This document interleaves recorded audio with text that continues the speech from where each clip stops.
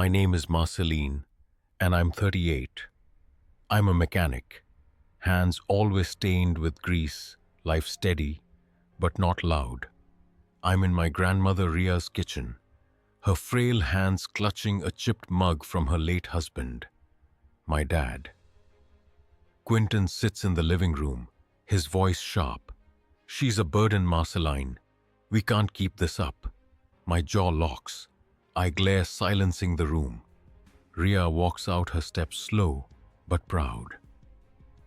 That word burden broke something in me. Ever felt a single moment shift everything stick around? I'm under Ria's kitchen sink, wrench in hand, tightening a pipe that's been dripping for weeks. The air smells of old linoleum and her lavender soap. She's at the table, flipping through a photo album, her fingers lingering on a black and white picture of her in a nurse's cap, young and sharp-eyed. I never knew she was a nurse. I want to ask, but her silence feels heavy, like she's guarding something. I focus on the pipe, the metal cold against my knuckles. My phone buzzes. It's Quinton, my dad, calling a family meeting at his place tonight. His voice is clipped, all business, saying it's about Ria's future.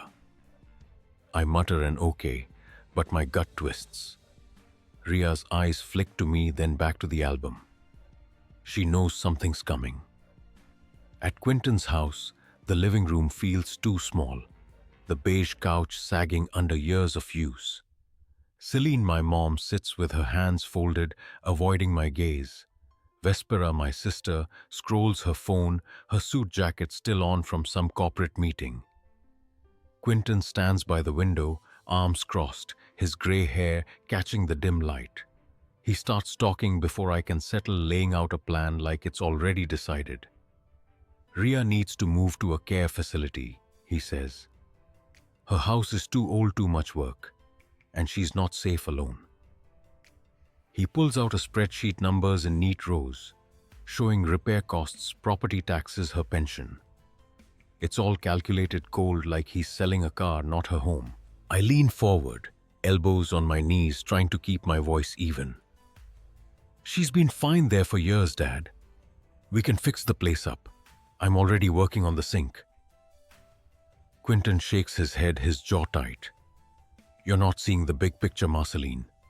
She's 78, one fall, and we're all on the hook. His words land like a jab, practical but cutting. Celine nods faintly, her lips pressed thin like she's just along for the ride. Vespera doesn't look up, her thumb swiping through emails. I feel the room tilting, their agreement closing in like walls. I glance at the doorway, where Ria stands unnoticed, her cardigan loose on her frame.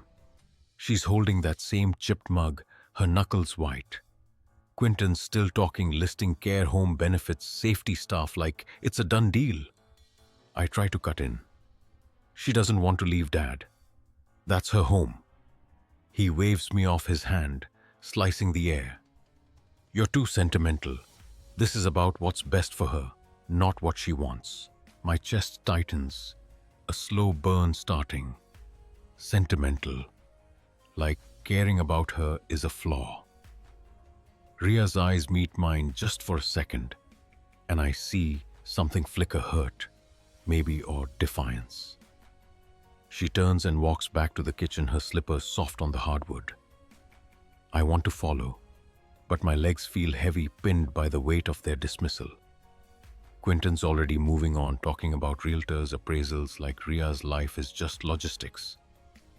I clench my fists, nails digging into my palms, and stay quiet. But the cracks there widening, and I know I can't unhear what he said. I sit there, fists still clenched, the room humming with Quinton's voice, now droning about property values. My eyes drift to the kitchen doorway, where Ria disappeared. The silence from her feels louder than his lecture. I shift in my seat, the couch springs creaking under me. Celine's hands twitch in her lap, like she wants to say something but won't. Vespera's phone glows, her face lit blue, completely checked out. I'm alone in this, and it's sinking in fast. Quentin pulls out a folder thick with papers and slaps it on the coffee table. I've been researching facilities, he says, flipping it open. Glossy photos of smiling seniors spill out all fake cheer and sterile hallways. This one's got round-the-clock care activities, safety protocols. He sounds like a salesman, not a son. I stare at the photos, my throat tight. Ria's house isn't perfect, creaky floors, peeling paint, but it's hers. It's where she keeps her husband's old records, where she grows basil in cracked pots on the porch. This folder feels like a betrayal wrapped in practicality. I try again, my voice low, steady, but sharp at the edges. She's not some problem to solve, Dad. She's family. He doesn't even look at me, just points to a chart. Her pension can't cover the house forever, Marceline. You want her to end up broke.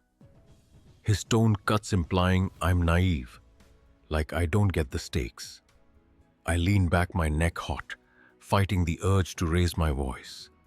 Celine glances at me, her eyes soft but empty, like she's sorry but won't step in. Vespera finally speaks, not looking up. I agree with Dad. It's logical. Logical. The word stings like Ria's life is just numbers. I hear a faint clink from the kitchen, Ria, setting her mug down probably. I picture her standing by the sink, staring out the window at her small yard, the one she still weeds herself. She heard every word. My stomach churns. I should go to her, say something, but my feet stay planted. Quentin's still talking now about selling the house to free up assets. Assets, like her life's just a line item. I stand my chair, scraping the floor, not loud but enough to make Celine flinch. I'm getting some air. I mutter, heading for the front door. Quentin calls after me. We're not done here. I don't answer. Outside, the night air hits my face, cool and heavy with the smell of cut grass. I lean against the porch railing, my hands gripping the wood splintered in places. Ria's out here somewhere, maybe in her own head, maybe knowing more than she's letting on. I feel it building a line I'm not ready to cross, but can't avoid much longer. I'm still on the porch, the night air thick, my hands tight on the railing. The door creaks behind me, and Quentin steps out, his shadow long across the warped boards. He doesn't look at me, just lights a cigarette, the glow flaring red. You're making this harder than it needs to be, he says, exhaling smoke. His voice is calm, but it's the kind of calm that feels like a warning. I don't answer, my eyes fixed on the streetlights flickering down the block. Inside, I hear Vespera's heels clicking, her voice low on a phone call, probably work again. Celine's clearing dishes, the clatter sharp in the quiet house. Quentin flicks ash into the dark. Nerissa's been looking into options, he says, like it's just news. She says there's a facility an hour away. Affordable. Good reputation. I turn my jaw tight. Nerissa, my cousin, always sniffing around for a cut of something.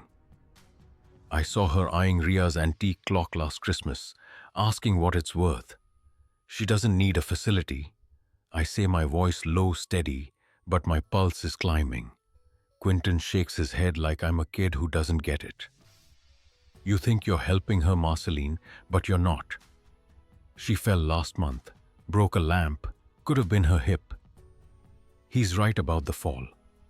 I found the shattered glass in her living room, swept it up myself, but it's not the full story. Ria was back on her feet the next day, stubborn as ever, watering her basil like nothing happened. I step closer, my boots heavy on the porch. She's not helpless, Dad. She's sharper than any of us. He snorts, crushing his cigarette under his heel. Sharp doesn't pay bills. Her savings are tied up in that house. It's not sustainable.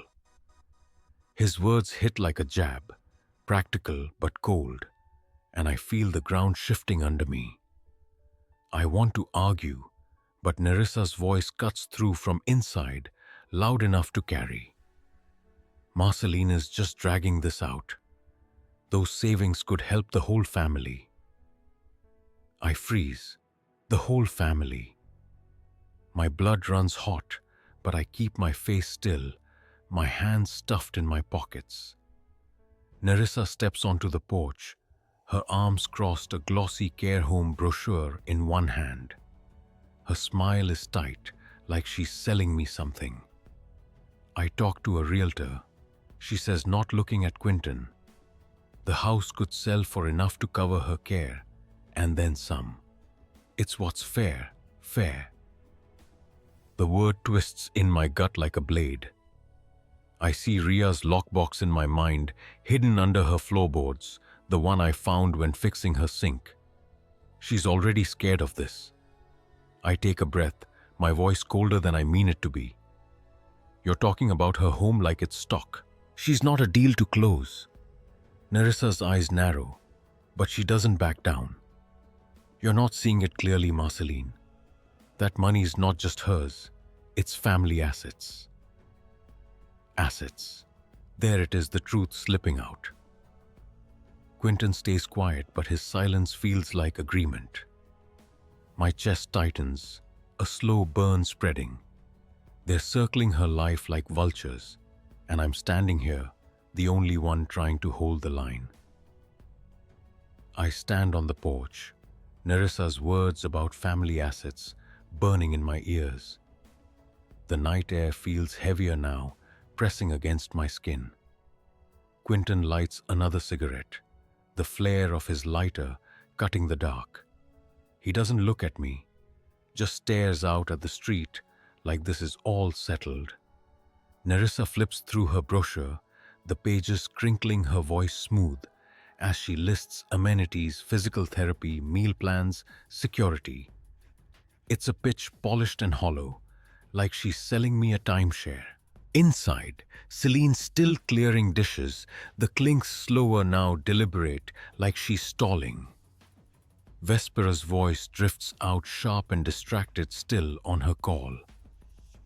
I feel the distance growing, not just between me and them, but between who I thought they were and who's standing here now. My hands stay in my pockets, fingers curling tight, but I don't move. I can't, not yet. The thought of Ria in the kitchen, alone with her mug, her lockbox, her fear, keeps me rooted. Nerissa steps closer, her perfume sharp cutting through the cigarette smoke. You're being selfish, Marceline, she says, her voice low, almost kind. You're holding on to some idea of grandma that doesn't exist anymore. She's not the woman in those old photos. My jaw tightens. I think of Ria's nurse picture, her steady hands in the album, the strength I never knew. Nerissa's wrong, but her words dig in, making me doubt for a split second. I shake it off, but it lingers, a splinter I can't pull out. I glance at Quinton, waiting for him to say something to call her off. He doesn't. He flicks ash into the yard, his face unreadable. We're just trying to do what's right, he says. Finally, his voice flat like he's reciting a line. Right for who, I want to ask, but my throat locks up. The silence stretches thick, suffocating.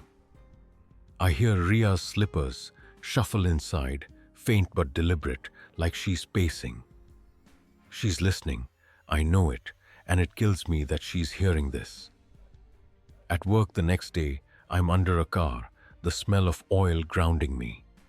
Gwendolyn, my co-worker, leans against the workbench, wiping her hands on a rag. Family's rough, she says, unprompted. Mine tried to sell my dad's place when he got sick, said it was for his own good. Her eyes meet mine, steady, knowing. I nod, but don't speak. I'm still carrying Nerissa's words, Quinton's silence, the weight of Ria's unseen pacing. I tighten a bolt too hard and the wrench slips, scraping my knuckles raw. The pain's sharp, but I don't flinch. It's easier than what's waiting back at the house. I drive to Ria's. After my shift, the sky bruised purple. Her porch lights on, casting shadows across the basil pots. She's at the table, sorting papers, bills, letters, a bank statement. Her hands move slow, deliberate, but her eyes are sharp, scanning each page. I spot the lockbox on the counter, its lid open, a few old rings and a locket inside. She's hiding things now, not just from Nerissa, but from all of them. From me, maybe. "You okay?" I ask, my voice rougher than I mean it to be. She doesn't look up. "I've been through worse," she says, her tone flat but heavy, like she's carrying a war I don't know about. I sit across from her, the chair creaking under my weight. I want to tell her I'm on her side, that I see what they're doing, but the words stick. Her fingers pause on a letter, yellowed and creased, her husband's handwriting faint on the envelope. She doesn't open it, just sets it aside, her face unreadable. The air feels tight, like we're both holding our breath, waiting for the next move. I hear a car pull up outside, its engine idling too long. My pulse spikes. It's probably nothing, but it feels like they're closing in. And I'm still standing here frozen, watching Ria brace herself for something I can't stop yet. I'm back at Quinton's house, the dining room table set with mismatched plates, the smell of overcooked roast hanging in the air. Ria sits at the far end, her hands folded, that chipped mug replaced by a water glass she barely touches. Celine passes a bowl of potatoes, her smile thin, like she's trying to keep things normal. Vespera's across from me, her phone face down for once, but her eyes keep darting to the door. Nerissa's late, which isn't like her. Quinton carves the meat, his knife scraping the platter, each cut deliberate, loud in the quiet. He starts talking, his voice steady but sharp, like he's been rehearsing. "We've been patient, Marceline, but it's time to face facts. Ria's not safe alone. That house is a liability." He doesn't look at her, just keeps slicing. My stomach knots, but I stay still, my fork heavy in my hand. Ria's eyes are on her glass, her face blank, but I see her fingers tighten just a fraction. Celine clears her throat, her voice soft. "It's for the best, honey. We all want her safe." The word safe feels like a lie, slick and practiced. I open my mouth to argue, but Quinton cuts me off louder, now his knife pausing mid-cut. "She's a burden, Marceline. You think you're helping, but you're just delaying the inevitable." The word lands like a slap worse, because Ria's right there. Her glass trembles slightly, water rippling. I stand my chair, scraping the floor, the sound raw in the tense air. My pulse hammers, but my voice comes out low, cold. "Don't call her that. Not in front of her. Not ever." Quinton's eyes narrow, his jaw set, but he doesn't back down. Nerissa walks in her heels, clicking a smug tilt to her lips, like she's been waiting for this. Celine looks away, her hands twisting a napkin. Vespera shifts her chair, creaking, but says nothing. I feel the room closing in their silence, louder than Quinton's words. I turn to Ria, expecting her to speak, to fight, but she stands slow and deliberate, her glass still in hand. She walks out, her steps steady but heavy, toward the back door. The room freezes, everyone watching her go, but no one moves. My chest burns, a mix of shame and rage I can't swallow. I've let her hear this, let them strip her down in front of me, and I've done nothing but glare. I follow her to the back porch, the night air cool against my flushed skin. She's standing by the railing, her back to me, staring at the dark yard. Her shoulders are straight, but there's a weight to them, like she's carrying years I can't see. "Ria," I start, my voice rough, but she cuts me off, her tone quiet but firm. "I've got something to show you." She leads me inside to her bedroom, where she pulls a folder from a drawer. It's her will, neatly typed, dated last month. She hands it to me, her eyes steady. "You're the executor," she says, her voice barely above a whisper. I knew this was coming. My hands shake as I open it. Pages list her assets, her house, her savings, all left to me to manage. There's a letter tucked inside, her handwriting tight and careful, detailing her years as a nurse, the lives she saved, the husband she buried. She's been planning for this, bracing for their betrayal, and I didn't see it. My throat closes, the weight of her trust hitting me harder than Quentin's words. She's been carrying this alone, and I've been too slow, too quiet to stop it from reaching this point. I stand in Ria's bedroom, the will heavy in my hands, her letters, words blurring as my eyes burn. The air smells faintly of her lavender soap, but it's stale now, trapped in the small space. Ria's still beside me, her face calm, but her eyes sharp, like she's waiting for me to say something. I can't. The folder feels like a confession. I wasn't ready for proof. She's been bracing for this fight, while I've been dodging it. My fingers trace the letter's edge, her neat script, detailing nights in a hospital ward, stitching soldiers' wounds, holding hands of the dying. She's not the frail woman they see, but I've let them paint her that way. The dining room's quiet when we return, the roast cold on the platter. Quentin's at the head of the table, his knife still, his eyes on me now, not Ria. Nerissa's leaning back, her arms crossed, that brochure open in front of her like a playbook. Celine's napkin is shredded in her lap, her fingers restless.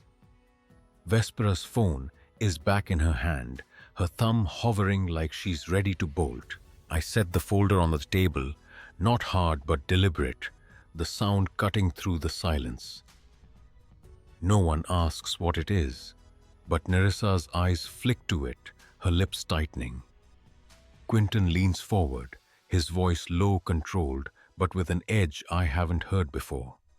"You think you're her savior, Marceline. You're just making her cling to a life she can't handle." His words slice deeper than I expect, not because they're true, but because they're said in front of her, like she's not even here. Ria's glass is still on the table, half empty, the water still now. I want to snap back to tell him he's wrong, but my throat locks, my thoughts tangled in her letter, her trust, my failure to act sooner. Nerissa chimes in, her voice smooth, almost pitying. "You're not thinking straight, Marceline. You're too close to her. That house, her savings, it's not just about her. It's about all of us." Her words drip with greed, but she masks it as concern, her eyes wide like she's the reasonable one. Celine shifts her chair, creaking, but she doesn't speak. Vespera glances up, her face blank, then back to her phone. The betrayal's not just theirs, it's mine too, for sitting here, letting this unfold, letting Ria hear every word. Ria's hand brushes the table, a small movement, but it pulls my eyes to her. Her face is still, but her jaws tight, her lips pressed thin. She's not looking at them, just at the glass, like it's the only thing holding her together. I feel the weight of her silence, heavier than Quentin's accusations, sharper than Nerissa's veiled threats. I should say something, do something, but my hands stay at my sides, the folder untouched between us. My chest is tight, my pulse loud in my ears. but I'm frozen, caught in the truth of what they've done and what I haven't. The room feels smaller, the air thick, with unspoken lines crossed. Quentin picks up his knife again, slicing into the roast, the sound grating deliberate. Nerissa flips a page in her brochure, her nail tapping the paper. Celine's napkin is in pieces now scattered on her plate. Vespera's phone glows her fingers still. Ria's hand moves to her glass, her fingers wrapping around it, but she doesn't drink. She just holds it, her knuckles pale like it's the last thing she can control. I stare at the folder, its edges worn, and feel the ground give way beneath me, nothing solid left to stand on. I'm in Ria's living room, the folder with her will still in my hands, its weight heavier than it should be. The air smells of dust and old wood, her ancient clock ticking on the mantel. She's in the kitchen now, rinsing dishes, the clink of porcelain steady, like she's trying to drown out what happened at dinner. I set the folder down, my fingers stiff, and pull out my phone. My bank app shows my savings, 8 grand scraped together from overtime and side jobs.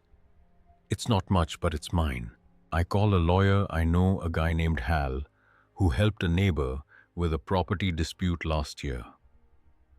His voice is gruff, straight to the point. What's the issue, Marcellini? I explain. Ria's situation, Quentin's push, Nerissa's greed, the house they want to sell. Hal listens, then says, get her finances locked down. Move her savings to a new account, one they can't touch. I'll draft papers to protect the house. I nod, though he can't see me, my pulse steadying for the first time in days. Ria comes in, wiping her hands on a dish towel, her eyes scanning me like she knows something's shifted. I don't tell her about the call yet. Instead, I head to her bank's website, logging in with her permission. Her savings, 42,000 built from years of her pension, are still in an account Quentin has access to. My fingers hover over the screen, then move fast, transferring it all to a new account in her name only. The confirmation email pings a small victory, but my chest tightens. This is a line I can't uncross. At work the next day, I'm under a truck, the smell of grease grounding me. Wendelin's at the next bay, swapping out a radiator. She glances over her rag stained black. You look like you're carrying a war, she says, not prying, just stating it. I grunt, focusing on a bolt. Just handling something. I say, my voice low. She nods, doesn't push, but her words stick. I'm not just fighting for Ria, I'm fighting what they're turning me into. I meet Hal at a coffee shop after my shift, the place smelling of burnt beans and stale pastries. He's older, grizzled, his tie loose like he doesn't care for it. He slides a contract across the table papers to designate Ria's house as her primary asset, untouchable without her consent. This'll hold in court, he says, his eyes steady. But it'll cost you, upfront. I pull out my debit card, my savings about to take a hit. Do it, I say, my voice firm. No hesitation. He nods respect in his glance, and I feel something shift, like I'm finally moving forward, not just standing still. Ria's on her porch when I get back, watering her basil, the pot's cracked but steady. She doesn't ask about the bank or the lawyer, but her eyes linger on me, sharp like she sees the change. I sit on the steps, the wood creaking under me, and watch her pour water slow, deliberate. The air's cool, the street quiet, but inside me something's waking up, ready to face what's coming. I'm back at Ria's, the lawyer's contract tucked in my jacket, the ink still fresh. The porch steps groan as I sit, watching her clip dead leaves from her basil plants, her hands steady despite the chill. My savings are down to 3 grand, now the rest gone to Hal's retainer. My phone buzzes, Quinton's name on the screen. I let it ring, my thumb hovering, then silence it. His voice message comes through clipped and hard. You're making a mistake, Marceline. This isn't just about her. You're out of your depth. I deleted, my jaw tight, the words stinging, but not stopping me. At work, I pick up 2 extra shifts, my hands aching from wrenching bolts, the shop's fluorescent lights buzzing overhead. The overtime will cover Ria's property taxes for another year. Wendelin notices, tossing me a water bottle during a break. You're burning out, she says, her voice blunt but kind. I shrug, wiping sweat from my brow. Gotta do what's right, I say, and she nods like she gets it. I don't tell her about the lawyer or the account, but her look says she knows I'm fighting something bigger than a bad day. Quinton calls again that night, this time at a family gathering at his place. I go not for him, but to see how far they'll push. The living room's crowded with cousins, aunts, the smell of cheap beer and store-bought cake. Nerissa's holding court, her voice loud, spinning a story about Ria's decline, how she's a risk to herself. She glances at me, her smile sharp. Marceline's too soft to see it, she says loud enough for everyone to hear. A few nod, others look away. My chest burns, but I keep my face still, my beer untouched on the table. Ria's not here. She refused to come, said she had gardening to do. I picture her now, alone under her porch light, her hands in the dirt. Nerissa keeps talking, her words slicing, calling Ria's house a money pit. Quinton stands by, sipping his drink, his silence louder than her lies. I stand slow, my boots heavy on the floor.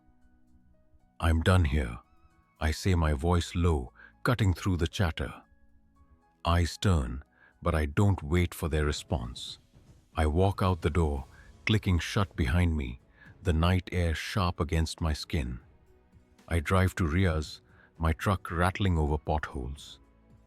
She's still outside, her silhouette, small but steady, against the glow of her porch. She offers me a glass of iced tea, her voice quiet. You don't have to do this alone, she says, her eyes searching mine. I shake my head, the glass cold in my hand. I'm not letting them take you. I say the words final, like a lock snapping shut. She nods, her face softening, and I know I've chosen her over them, no turning back. The morning after I walked out, my phone stays silent. No calls, no texts, just the hum of my truck's engine as I drive to work. The shop smells of metal and rubber, familiar grounding.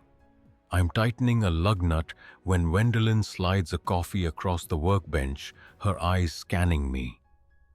You okay? She asks, her voice low, like she knows the answer.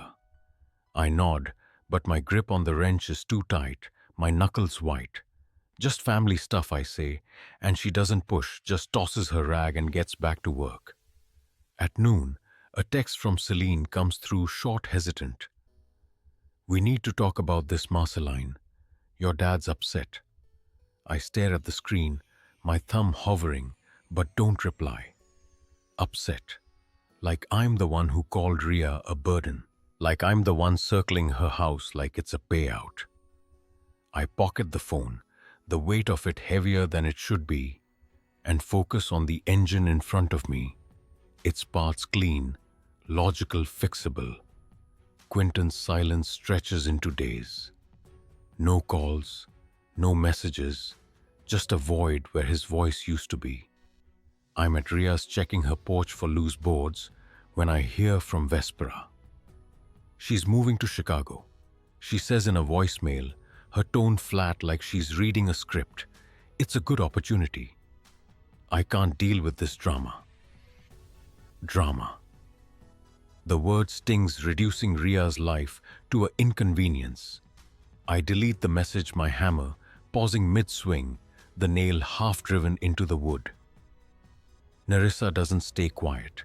She shows up at Ria's unannounced, her car parked crooked in the driveway. I'm in the yard patching a crack in the walkway when she steps out, her purse clutched tight, her smile gone. "You think you're clever, locking up her accounts?" she says, her voice sharp. "No pretense now. I've talked to a lawyer. You can't just take control like that." My trowel scrapes the concrete, slow, deliberate. I don't look up. It's her money, Nerissa. Always was. Her eyes narrow, but she doesn't argue. Just turns and leaves her heels clicking fast. I stand wiping cement dust from my hands and glance at Ria through the window. She's at her table sorting letters, her movements slow but steady. She doesn't know about Nerissa's visit yet, and I don't tell her. My savings are nearly gone, the lawyer's fees eating what's left. But Hal called yesterday. The papers are filed, Ria's house secured for now. It's a win, but it feels hollow, like I'm holding a line no one else sees. That night, I'm at the shop late finishing a rush job. My phone buzzes again, Celine this time, a longer text. "Your dad says you're choosing her over us. Please, Marceline, let's fix this." Fix this. Like it's a broken carburetor, not a family splitting apart. I set the phone down. My hands steady, but my chest tight. The air in the shop too thin. I hear Ria's voice in my head. Her words from the other night. Quiet, but firm. "You don't have to do this alone." But right now, standing under the shop's harsh lights, I feel more alone than ever. I'm still in the shop, the coffee Wendelin gave me. Cold now, the cup sweating on the workbench. My phone sits there, Celine's text unanswered, her words looping in my head. Choosing her over us. I pick up a socket wrench, its weight solid familiar, but my hands feel unsteady, like they're not mine. The shop's quiet, just the hum of the compressor in the corner, the air sharp with oil and metal. I want to text Celine back to explain, but what's there to say? They've drawn a line, and I'm on the other side. Ria's hospitalized the next morning. A call from her neighbor, voice tight, says she collapsed watering her plants. I'm at the hospital in 20 minutes, my boots still caked with yesterday's cement. The room's small, sterile. The beeping monitors too loud. Ria's awake, propped up, her face pale, but her eyes still sharp. A photo sits on the bedside table, her in her nurse's cap, younger, stronger, staring out like she's daring the world. "Just a dizzy spell," she says, her voice thin but firm. I nod, my throat tight, but I see the IV in her arm, the way her hands tremble when she adjusts her blanket. I visit daily, bringing her iced tea. She barely sips, sitting in the stiff chair by her bed. The lawyer calls, Nerissa's lawsuits moving forward, claiming I coerced Ria into changing her accounts. Hal's confident we'll win, but the legal fees keep climbing my bank account now, a few $100. I don't tell Ria. She's got enough to carry. At work, Wendelin notices my eyes red from sleepless nights. She covers a shift without asking, just leaves a note.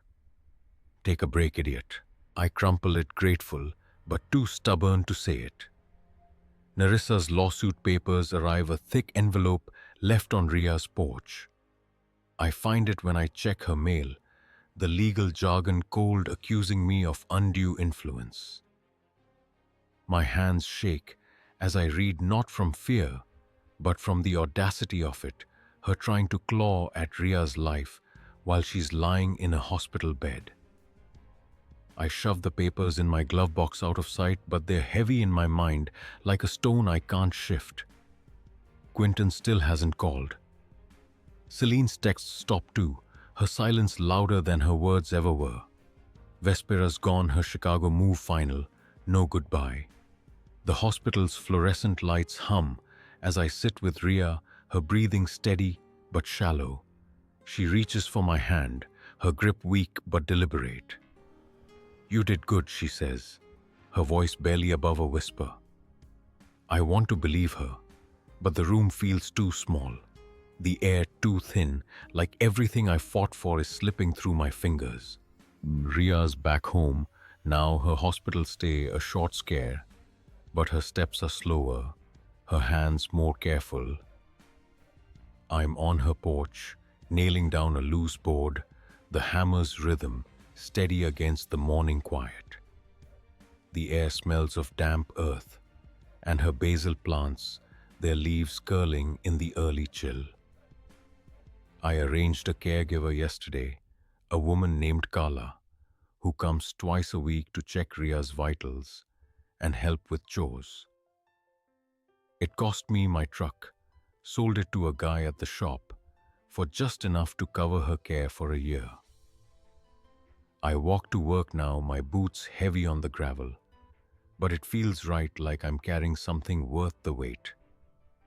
Inside Ria's, at her table, a stack of old letters spread out, her fingers tracing the edges of envelopes. She's been quieter since the hospital, but her eyes are still sharp, catching every move I make. She calls me in her voice soft but clear. "Sit," she says, pointing to a chair. I do, the wood creaking under me, my hands resting on my knees, still rough from yesterday's work.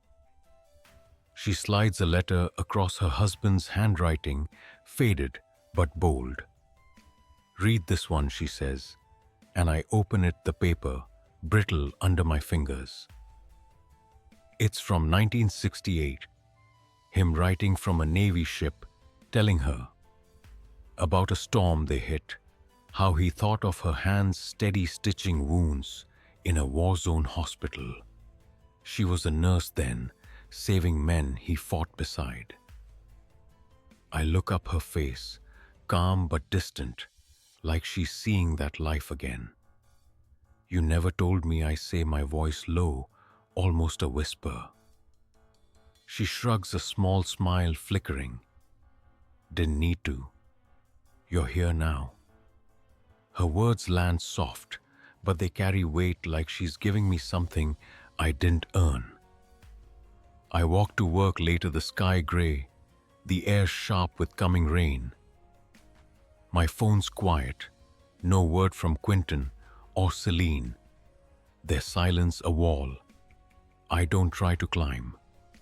Vespera's in Chicago, her absence final, like a door locked from the other side. Nerissa's lawsuit looms, but Hal's papers are holding Ria's house safe for now. I pass a neighbor's fence.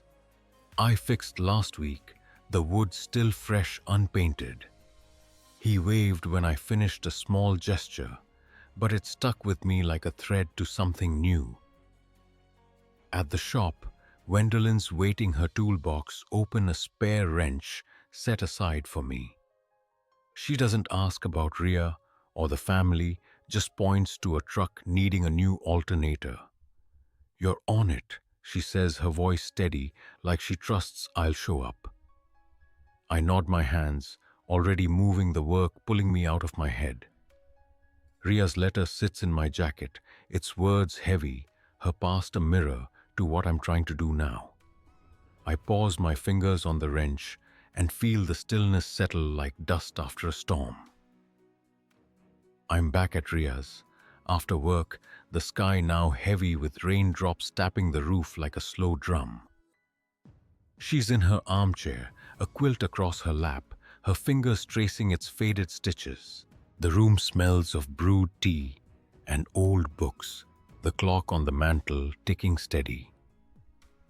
I've started a repair business on the side, Small jobs, leaky faucets, broken gates, enough to keep the bills paid.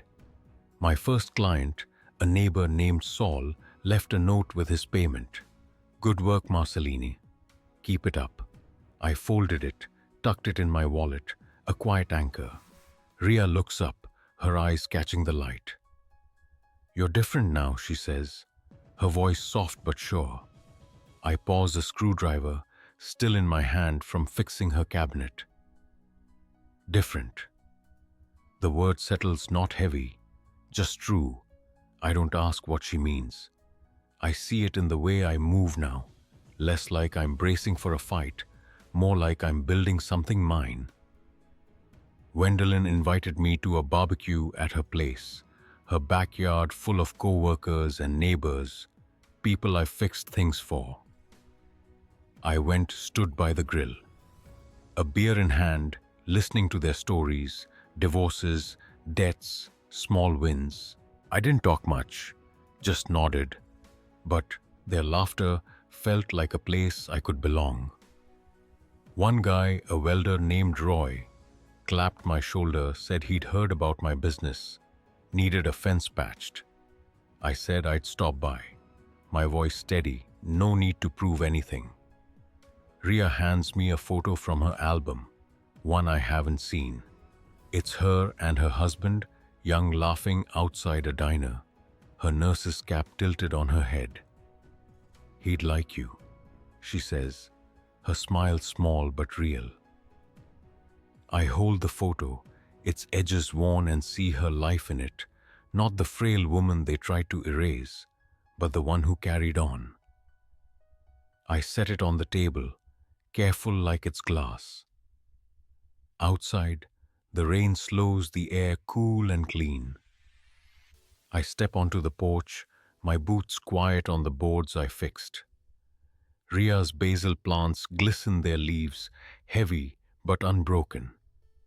I lean on the railing, my hands loose the weight of her photo, her words settling inside me.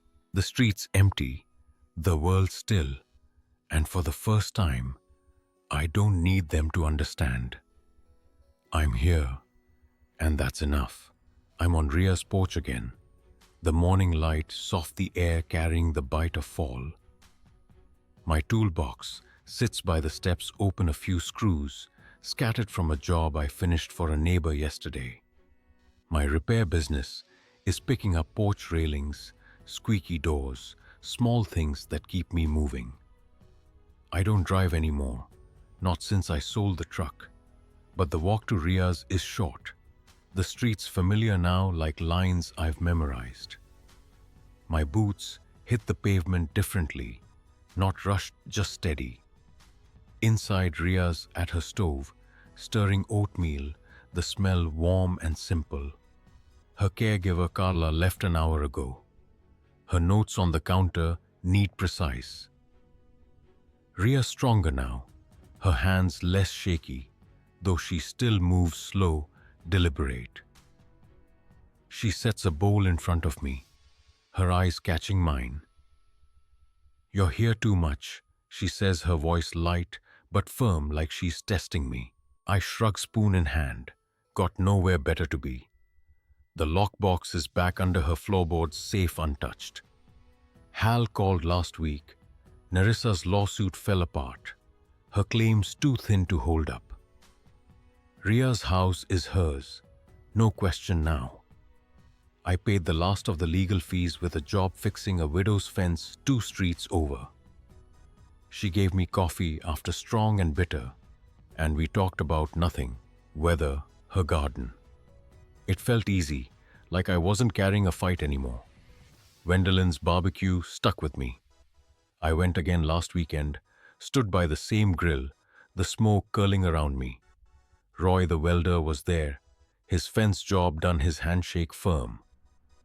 You're good at this, he said, meaning the work may be more. I nodded, my beer warm in my hand, and felt the crowd around me, not family, but something close. Their voices filled the yard, laughter mixing with the crackle of the fire, and I didn't feel like I had to prove anything. Ria sits across from me.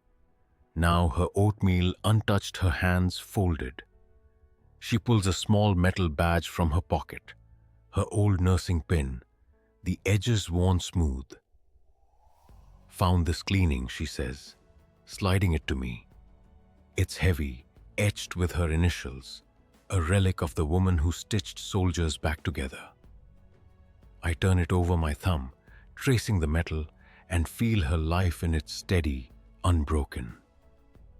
I look up, her eyes steady too, and for a moment the room is quiet, the world outside still, like we're both holding the same truth.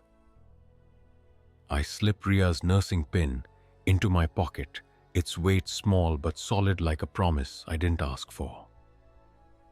The oatmeal's gone cold, but we sit there, the morning light slanting through the window, catching dust in the air. My repair jobs are steady now, enough to cover my rent and Ria's taxes. I fixed a neighbor's gate yesterday, the wood splintered but salvageable, and he paid me with a nod and a 20. It's not much, but it's mine, built from my hands, not their approval. Ria's caregiver comes less often now, just once a week. Ria's back to watering her plants herself, her steps slow but sure, her basil thriving despite the cracked pots. I watch her from the porch, sometimes her hands in the dirt, and see a woman who never needed saving, just someone to stand with her. Quentin and Celine are ghosts now, their house a place I don't visit. Vespera's in Chicago, her life a postcard I don't read. Nerissa's gone quiet, her lawsuit buried, her greed exposed, when Hal found her gambling debts in court records. I don't feel victory, just relief, like shedding a coat too heavy for the season. I walk home at dusk, the streets lined with old oaks, their leaves turning red. My apartment's small, a one-bedroom, with a sagging couch, but it's enough. I keep Ria's pin on my dresser next to a wrench I've had since I was 20. At night, I sit on my balcony, the city hum distant, and think about what I carried for so long, anger, shame, the need to prove I was right. It's gone now. Not because I won, but because I stopped needing them to see me. Ria's life, her house, her stories, they showed me what it means to stand for something, not against it. I'm not fixed, not whole. My hands are still calloused, my bank account thin, but I move lighter now, like I've set something down. I don't need their voices to tell me who I am. I'm just Marceline, the guy who fixes things, who chose Ria, who found his ground. What's the one choice you made that changed how you see yourself? If this story hit something in you, like it, subscribe, share it with someone who might get it. Thanks for listening, for being here. I'll see you in the next one.